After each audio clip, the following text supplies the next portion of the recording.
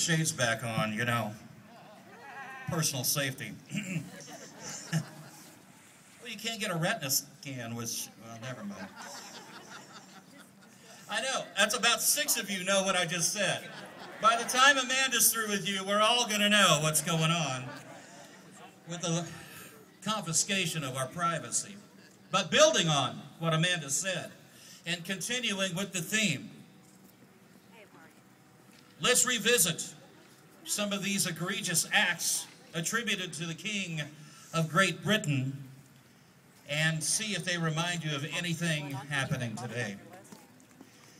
He has combined with others to subject us to a jurisdiction foreign to our Constitution and unacknowledged by our laws, giving his assent to their acts of pretended legislation, for cutting off our trade with all parts of the world, for imposing taxes on us without our consent, for depriving us in many cases of the benefit of trial by jury,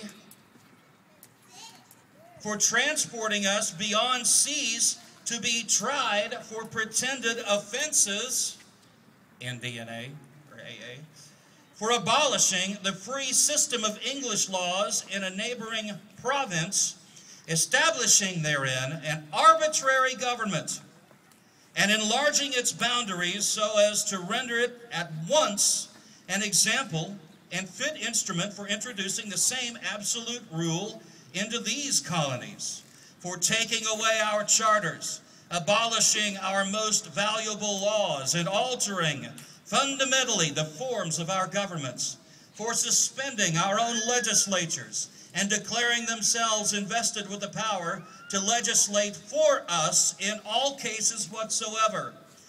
He has abdicated government here by declaring us out of his protection and waging war against us. He has excited domestic insurrections amongst us. Ladies and gentlemen, welcome to the stage a man who's owned several businesses, who knows exactly what's happening, Mr. Dale Phillips.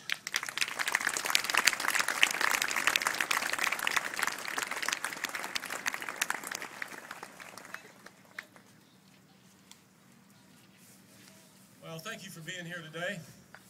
Thank you for caring about our country. We have an awful lot of people who don't care about the Constitution. I don't know if you've ever heard of Dr. Benjamin Rush. Dr. Benjamin Rush was one of the signers of the Declaration of Independence. And he was a physician. And he lobbied for and worked hard to get medical freedom put into the Bill of Rights. And you can read his writings alongside notes that go with the Constitution, and you'll see that he said that if we don't put medical freedom in the same as religious freedom, right to bear arms, etc., it's only a matter of time before the medical profession tries to takes total control of the people. All the way back to Dr. Benjamin Rush. Obamacare is doing just that. All kinds of new taxes in Obamacare that the politicians who voted for it did not even read. Deception and lies are prevalent throughout the document. That is what it's about, taking charge of America, taking charge of you by virtue of using the healthcare laws and the healthcare system.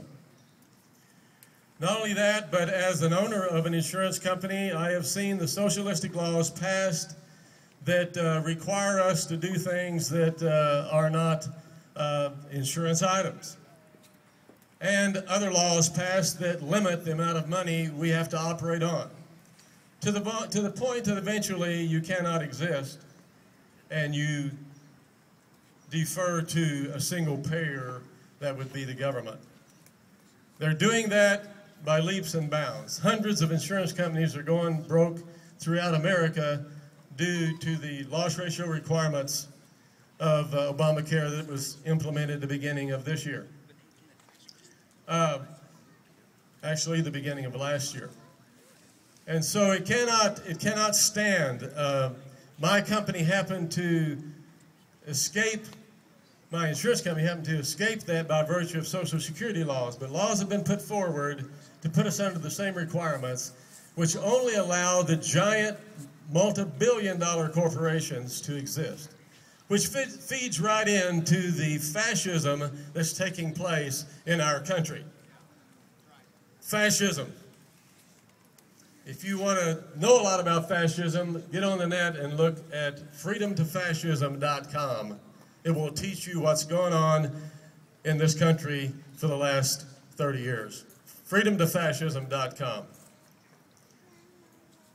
Folks, if we don't realize that we have voted in criminals for 50 years, not all of them are criminals, not all of them were criminals in the beginning, but many of them have become criminals after getting in, and they more and more so. And the order of the day is to lie to you totally throughout the campaign and then to do something the opposite once they get in. That's what's going on.